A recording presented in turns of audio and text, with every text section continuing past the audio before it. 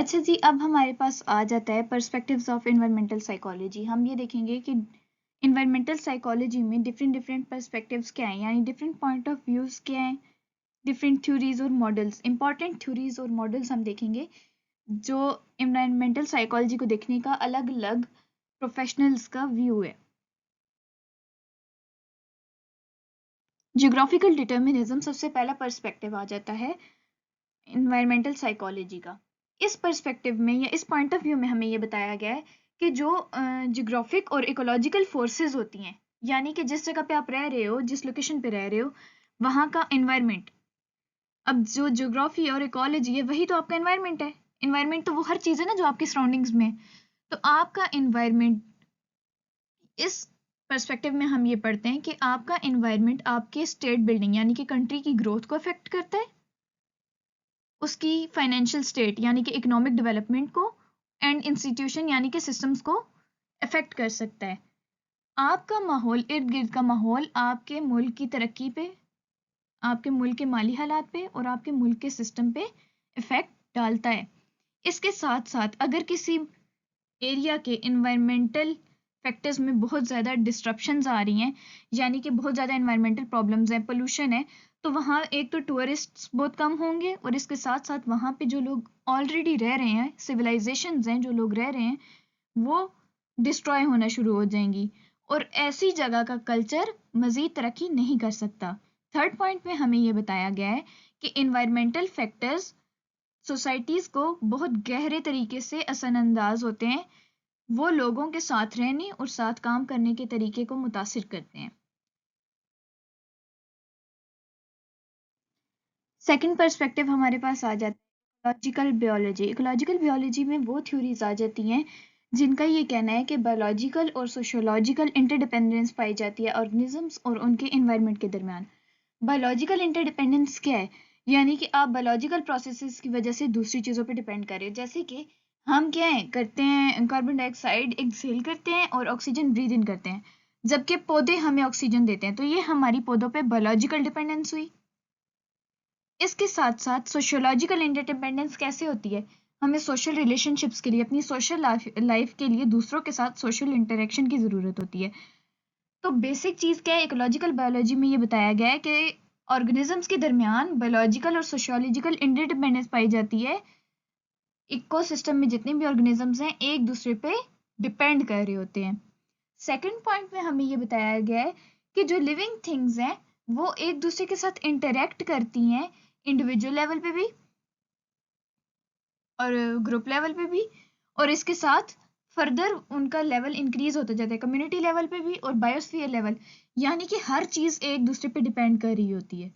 जैसे कि छोटी सी बात की जाए, मतलब छोटी मिसाल ली जाए ना, माइक्रो ऑर्गेनिजम्स की ली जाए, या किसी दरख्त के ले लेते हैं हम, दरख्त है, दरख्त के ऊपर एलजी होती है, दरख्त एलजी को फायदा दे रहा होता है, एलजी दरख्त को फायदा दे रही होती है। एलजी ऐसे न्यूट्रिएंट्स प्रोड्यूस करती है जो कि दरख्त के लिए बेनिफिशियल होते हैं, जबकि एलजी अपना खाना, अपना फूड जो ले रही होती है उस दरख्त से ले रही होती है।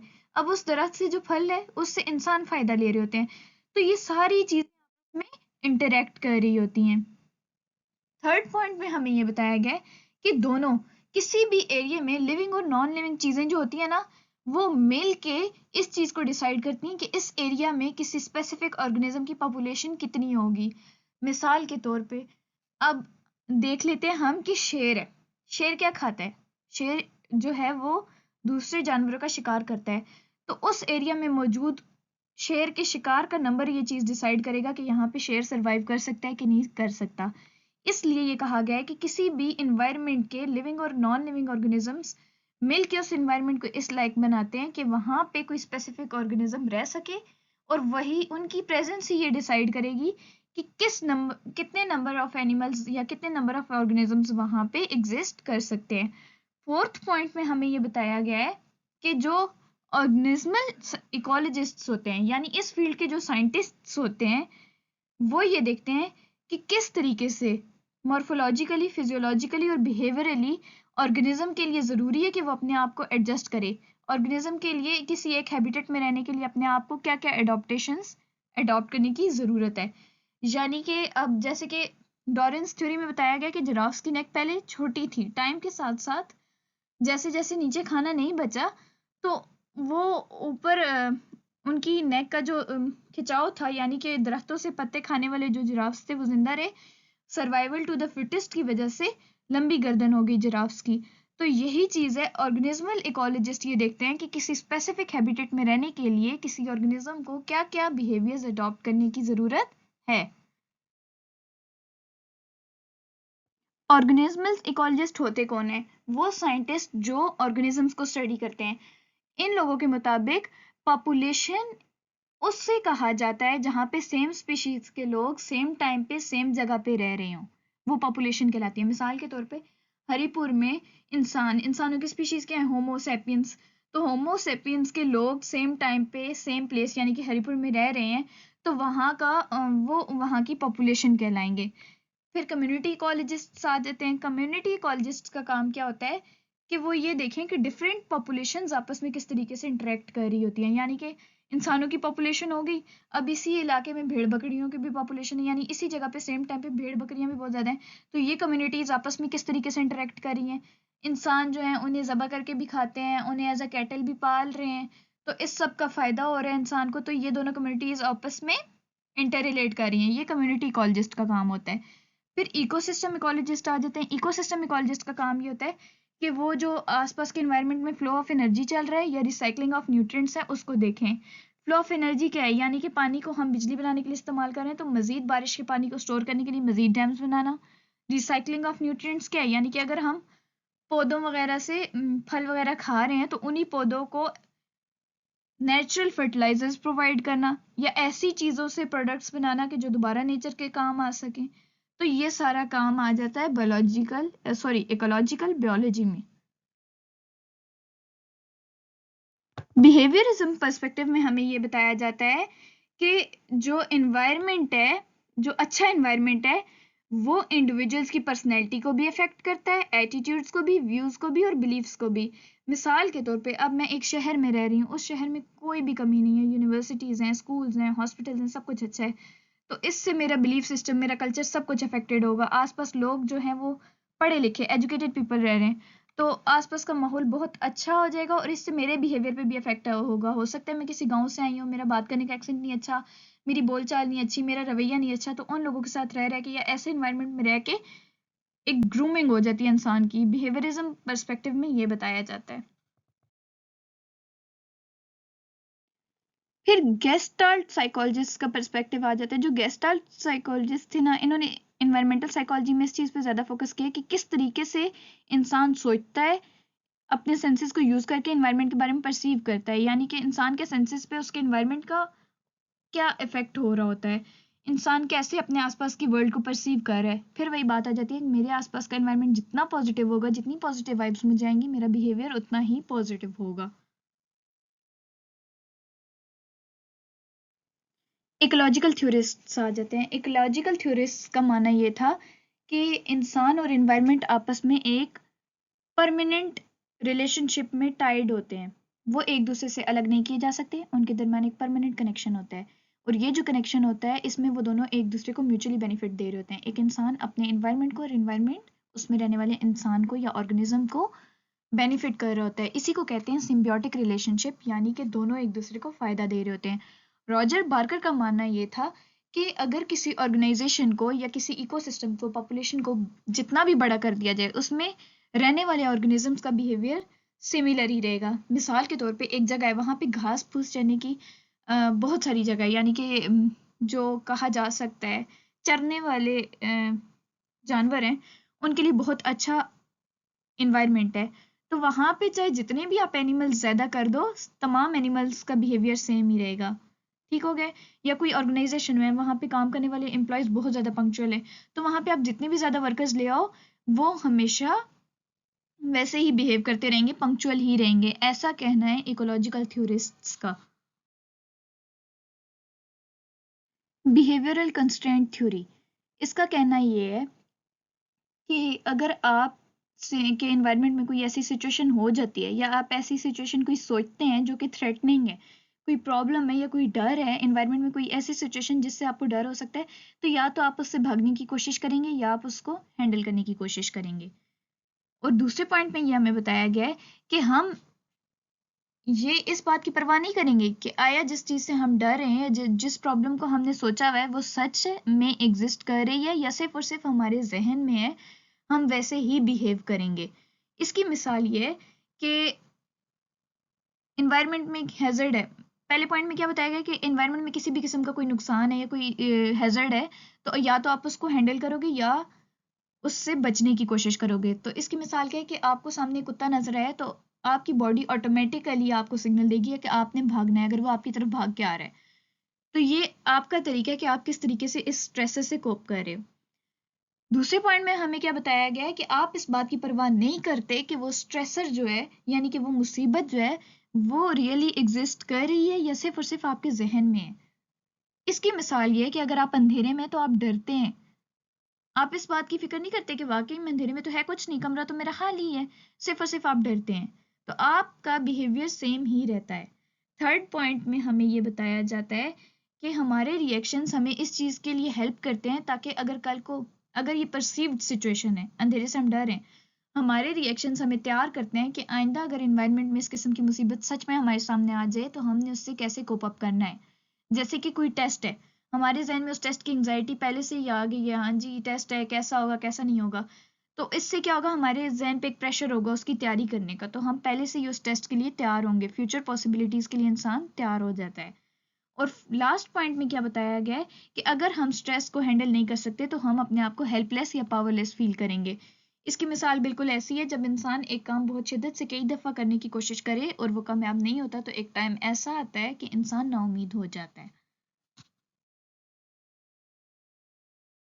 Adaptation level theory. एडेप्टेशन किसे कहते हैं कि अपने इन्वायरमेंट में या अपने आप को इन्वायरमेंट के हिसाब से एडजस्ट करना, कॉम्प्रोमाइज़ करना, ताकि आप उस इन्वायरमेंट में कंफर्टेबल फील करो और आपकी परफॉर्मेंस जो है वो ऑप्टिमम रह सके।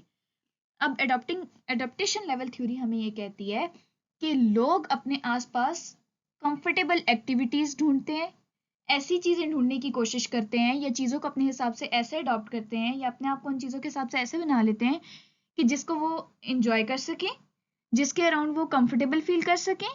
मिसाल के तौर पे अगर बहुत ज़्यादा रोशनी से मैं तंग हो रही हूँ तो मैं रोशनी कम करने की कोशिश करूंगी, फ़ोन की ब्राइटनेस से तंग हो रही हूँ तो मैं अपने फ़ोन की ब्राइटनेस अपने हिसाब से एडजस्ट कर रही हूँ। बिल्कुल ऐसे ही इंसान अपने इन्वायरमेंट के हिसाब से अपने आप को एडजस्ट करता है या इन्वायरमेंट की चीज़ों को अडॉप्ट करने की कोशिश करता है।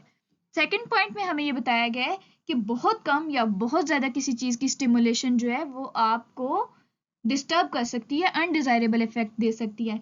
मिसाल के तौर पे आपके खाने में बहुत कम नमक है तो आपको वो भी अच्छा नहीं लगेगा, और आपके खाने में बहुत तेज नमक है तो आपको वो भी अच्छा नहीं लगेगा। इसी तरह इन्वायरमेंट में जब कोई स्टिमुलस, कोई चीज़ बहुत ज़्यादा हो जाती है, म्यूजिक बहुत ज़्यादा हो गया, शोर बहुत ज़्यादा हो गया तो आप अनॉय हो रहे हो, और बहुत आहिस्ता हो गया तो आप इंजॉय नहीं कर पा रहे हो, तो ये एक अनडिजायरेबल इफेक्ट देती है। थर्ड पॉइंट में हमें ये बताया गया है, राइट नंबर ऑफ इंग्रेडिएंट्स जिस तरह से एक रेसिपी को अच्छा बनाते हैं, इसी तरीके से हर चीज़ के लिए एक परफेक्ट अमाउंट होनी ज़रूरी है। बिल्कुल वैसे ही कि अगर किसी क्लास में सिर्फ 2 स्टूडेंट्स बैठे हुए और टीचर पढ़ा रहा हो तो वो क्लास डल डल फील होती है, जबकि उस क्लास में 15-20 एक्टिव बच्चे लेसन ले रहे हो तो वो फील होता है कि हाँ जी ये क्लास है। इसी तरह लोग अकेला अकेला फील करते हैं अगर उनके आसपास उनकी फेवरेट एक्टिविटीज या फेवरेट लोग ना हो, सोशल एक्टिविटीज ना हो, इन्वायरमेंट उनका क्राउडेड ना हो। अराउजल थ्योरी हमें ये कहती है कि हमारे बिहेवियर्स और हमारे एक्सपीरियंसेस इस चीज़ से बहुत गहरे असरअंदाज होते हैं कि हमारी बॉडी फिजियोलॉजिकली कितना बेटर फील कर रही है। मिसाल के तौर पे एक गाड़ी है, जितना उसका फ्यूल मतलब परफेक्ट होगा और फुल होगा उतने अच्छे तरीके से वो चल सकती है। इसी तरह इंसान की बॉडी जब अपनी ऑप्टिमम सिचुएशंस पे होती है या अपनी ऑप्टिमम कह सकते हैं पीक पे होती है, जब इंसान की बॉडी की तमाम ज़रूरियात पूरी हुई होती हैं, नींद पूरी हुई होती है, खाना सही से खाया हुआ होता है, तो इंसान जो है बिहेवियर, एक्सपीरियंसेस, एक्शंस, टास्क सब कुछ अच्छे से परफॉर्म कर सकता है। और हर इंसान के लिए ये जो फिजियोलॉजिकल अराउजल है ये सेम नहीं हो सकता, डिफरेंट हो सकता है। और कभी कभार ऐसे होता है कि बहुत छोटे कामों के लिए आपको बहुत ज़्यादा फिजिकल अराउजल की ज़रूरत होती है, और कभी कभी बहुत कम्प्लेक्स कामों के लिए आपको थोड़े से अराउजल की ज़रूरत होती है। मिसाल के तौर पे आपके एग्जाम्स हैं, तो आपको सिर्फ ये रियलाइज़ करने की ज़रूरत है कि आपके एग्जाम्स में आपको ग्रेड्स अच्छे लेने हैं। लेकिन जब आपका अराउजल बहुत ज़्यादा हो जाएगा, तो ऐसा होगा कि आपको एग्जाम एंग्जाइटी हो जाएगी। ठीक हो गया? तो डिफरेंट टास्क के लिए डिफरेंट अमाउंट ऑफ अराउजल चाहिए होती है, लेकिन हम टास्क तभी अच्छे तरीके से परफॉर्म कर सकते हैं जब हमारी बॉडी अराउज्ड होगी। और ये अराउजल क्या होता है? जब हमारी बॉडी की तमाम फिजियोलॉजिकल नीड्स पूरी हुई हुई होती हैं और हमारी बॉडी अपने ऑप्टिमम स्टेटस पे होती है। इन्वायरमेंटल स्ट्रेस थ्योरी का कहना यह है कि जब भी कभी इन्वायरमेंटल स्टिमुलाई जो है, यानी इन्वायरमेंट से रिसीव होने वाली चीज अगर कोई स्ट्रेसर है, तो हमारी बॉडी ब्रेन की मदद से उसे इंडिकेट करेगी, हमारी कॉग्निटिव एबिलिटीज को यूज करके ये आइडेंटिफाई करेगी कि ये इन्वायरमेंटल स्टिमुलाई जो हमें रिसीव हुआ है वो स्ट्रेस कॉज कर रहा है कि नहीं कर रहा। और अगर ब्रेन ये सिग्नल दे देता है या डिटरमिन कर लेता है, हमारा माइंड कॉग्निटिव एबिलिटीज ये बता देती हैं कि हाँ जी इट्स अ डेंजर, तो हमारी बॉडी उस स्ट्रेस के लिए तैयार होती है और रिएक्ट करती है। मिसाल के तौर पे हमने अंधेरे में खड़ा कोई इंसान देखा है, तो हमने ये जज किया कि हाँ जी ये हमारे लिए डेंजर है, तो हम भागने के लिए तैयार हो गए हैं। ये हमारा स्ट्रेस इंक्रीज कर रहा है। तो ये इन्वायरमेंटल स्ट्रेस थ्योरी है कि इंसान इन्वायरमेंटल स्ट्रेस को ब्रेन की मदद से, कॉग्निटिव एबिलिटीज की मदद से रिस्पॉन्ड करता है।